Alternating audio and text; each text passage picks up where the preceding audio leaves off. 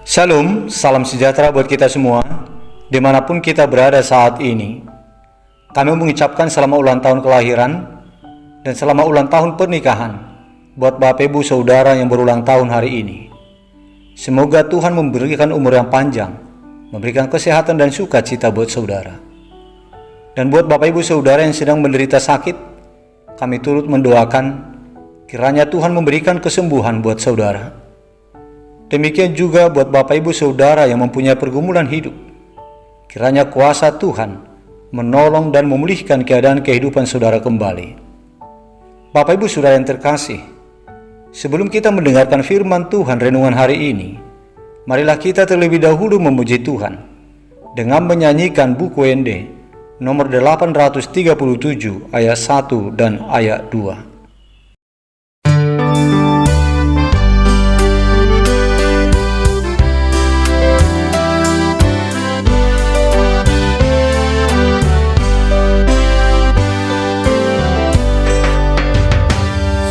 Sadahu tanah macayuni Sabulon nito ditadoi Bagas ni debata amai Di parade di namonai Sogodi surgoi Sai pajupang dohi tadisi Sogodi surgoi Sai pajupang dohi tadisi Kita dohodong atadisan Lamarete mamuji Tuhan Dan adong hasusa adisa Saleleng na disugo sona Sogoci surgoi Sai pajupang dohi tadisi Sogoti surgoi Sai pajupang dohi tadisi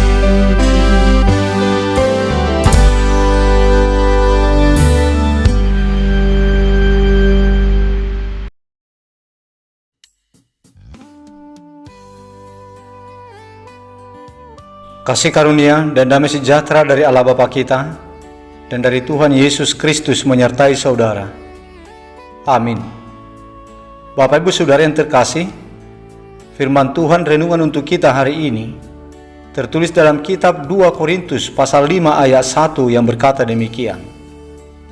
Karena kami tahu bahwa jika kemah tempat kediaman kita di bumi ini dibongkar, Allah telah menyediakan suatu tempat kediaman di sorga bagi kita. Suatu tempat kediaman yang kekal, yang tidak dibuat oleh tangan manusia. Demikian isi firman Tuhan.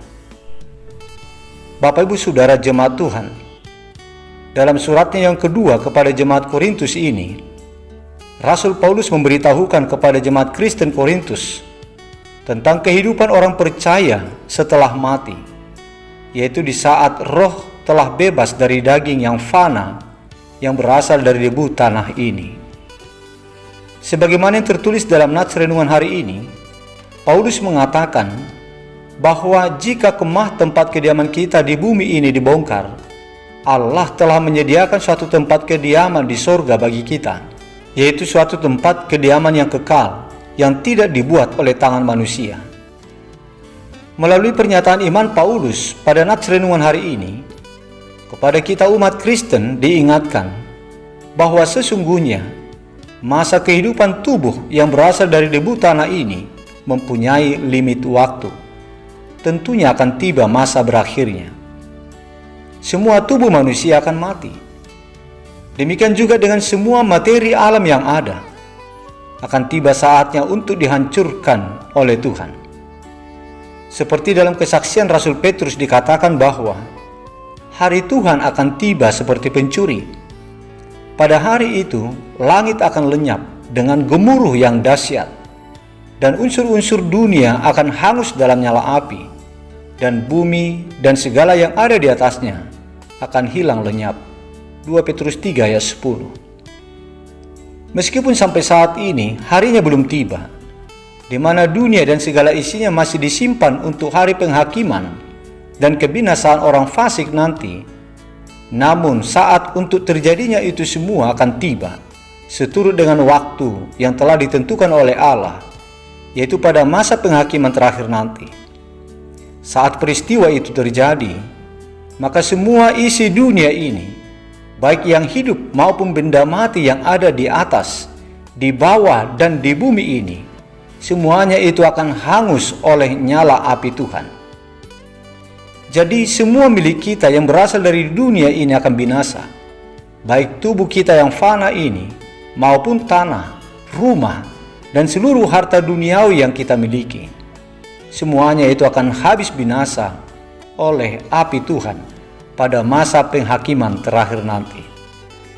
Tidak ada yang selamat dari api penghakiman Tuhan selain daripada orang yang percaya dan setia kepada Tuhan Yesus, yang ditemui oleh Tuhan tidak bercacat dan tidak bercela di dalam hidupnya. Bagi setiap orang yang percaya, yang setia kepada Tuhan, ketika masa akhir semua ciptaan sudah tiba, kepada orang percaya akan dikenakan tubuh yang baru, yaitu tubuh surgawi. Begitu juga dengan tempat kediaman. Rumah mereka telah disediakan oleh Tuhan, tempat atau rumah yang tidak dibangun oleh tangan manusia, yaitu rumah Bapa di sorga. Di sanalah penderitaan orang percaya selama di dunia ini digantikan dengan sukacita yang besar, yang abadi kekal sampai selama-lamanya. Jadi jika penderitaan orang percaya selama di dunia ini hanya sesaat saja, tetapi sukacita di sorga kekal sampai selama-lamanya. Bapak Ibu Saudara jemaat Tuhan, Rasul Paulus menyampaikan ini semua kepada jemaat Kristen di Korintus dengan tujuan dan harapan supaya kiranya semua umat Kristen anggota jemaat Korintus itu siuman dari hidup keduniawiannya, supaya mereka yang masih turut serta melakukan acara ritual kekafiran itu sadar dan menjauhkan diri dari perbuatan itu. Demikian juga umat Kristen yang hidupnya masih diperbudak oleh hawa nafsu kedagingannya, supaya mereka mau bertobat dengan hidup menyangkal dirinya. Dan juga atas mereka-mereka yang jatuh pada kesombongan, karena mereka memiliki berbagai karunia dan harta kekayaan yang melimpah, supaya mereka sadar bahwa nantinya ketika saatnya sudah tiba, semua harta kekayaan yang mereka miliki itu akan hangus oleh api penghakiman Tuhan, kecuali surga dan para penghuninya. Pada akhir zaman nanti, semua tempat atau ruang beserta dengan isinya akan habis dilalap oleh api yang menyala-nyala. Dan penghuni surga itu adalah orang yang percaya dan yang setia kepada Tuhan Yesus, yang hidupnya tidak bercela di mata Tuhan. Bapak Ibu Saudara jemaat Tuhan, melalui renungan hari ini, kita semua dinasihati oleh Tuhan dengan poin-poin nasihat ini, yaitu yang pertama, hidup kita di dunia ini tidaklah kekal. Begitu juga dengan keberadaan harta kekayaan kita di dunia ini. Ketika saatnya nanti tiba, semuanya itu akan hangus oleh api penghakiman Tuhan. Oleh sebab itu, janganlah kita hanya memperhatikan harta dunia ini, tetapi hendaknyalah kita juga memperhatikan harta kita di sorga. Tuhan Yesus pernah berkata demikian, "Janganlah kamu mengumpulkan harta di bumi ngengat dan karat merusakkannya, dan pencuri membongkar serta mencurinya. Tetapi kumpulkanlah bagimu harta di sorga. Di sorga ngengat dan karat tidak merusakkannya, dan pencuri tidak membongkar serta mencurinya." Matius 6 ayat 19 dan ayat 20. Jadi janganlah kita mau bertikai hanya karena memperebutkan harta dunia. Jangan pula kita sampai mengambil yang bukan milik kita, serta menjadi serigala bagi sesama kita. Yang kedua, janganlah kita terlena dengan dunia ini beserta keinginan-keinginannya, yaitu hawa nafsu kedagingan kita. Tetapi marilah kita memperhatikan surga, tempat tinggal kita nanti, yaitu tempat tinggal yang sukacitanya tidak berakhir. Yang ketiga, jemaat Tuhan, janganlah kita berkecil hati kalau kita tidak mempunyai tempat di dunia ini, kalau kita tidak mendapat tempat di hati orang lain karena Kristus. Janganlah kita berputus asa kalau kita menghadapi berbagai pergumulan hidup di dunia ini. Tetapi bersukacitalah kita selalu, karena tempat bagi kita di surga telah disediakan oleh Tuhan, yaitu tempat yang tidak ada lagi ratap tangis dan penderitaan. Yang keempat, surga dengan sukacita yang ada di dalamnya disediakan oleh Tuhan hanya untuk orang yang percaya dan yang setia kepada Tuhan, yaitu orang-orang yang hidupnya tidak bercela di mata Tuhan. Oleh sebab itu, marilah kita berusaha untuk menjaga sikap dan perbuatan kita selama kita hidup, supaya hidup kita tidak bercacat dan tidak bernoda di hadapan Tuhan. Bapak, Ibu, Saudara jemaat Tuhan, dengan kita hidup demikian, maka pada masa penghakiman terakhir nanti, oleh Tuhan telah tersedia tempat bagi kita di surga, yaitu di rumah Bapa di surga yang kekal, yang penuh dengan sukacita, rumah yang tidak dibuat oleh tangan manusia. Amin. Marilah kita berdoa. Bapa di surga yang kami sembah dan yang kami muliakan di dalam nama Tuhan Yesus Kristus, puji syukur dan terima kasih kami sampaikan kepadamu ya Bapa saat ini, karena Engkau telah melindungi dan memberkati kami hingga pada hari ini. Ya Bapa, terima kasih buat firman-Mu yang telah menyapa kami pada renungan hari ini. Engkau telah mengajak kami untuk merenung tentang hidup kami masa sekarang dan hidup kami pada masa kekekalan nanti, saat hari kesudahan itu tiba. Bapa yang baik, ingatlah kami selalu akan kehidupan kami di masa yang akan datang, yaitu kehidupan yang kekal nanti, supaya kami tidak terlena kepada kehidupan dunia ini, supaya kami bergegas untuk berbenah diri untuk menuju kehidupan yang kekal di surga. Sebab yang fana ini akan digantikan dengan yang kekal. Berilah kekuatan kepada kami Tuhan, untuk bisa menguasai diri kami dari segala godaan hawa nafsu kedagingan kami, dari nafsu keduniawian ini, agar kami bisa menyangkal diri kami, dan kelak Engkau temui kami dengan hidup yang tidak bercela, sehingga kami akan mendapatkan tempat di surga, di rumah Bapa yang kekal, yang tidak dibangun oleh tangan manusia. Ya Tuhan Yesus Sang Maha Tabib, Gembala yang baik, kami berdoa untuk saudara-saudara kami umat jemaat-Mu yang sedang sakit saat ini.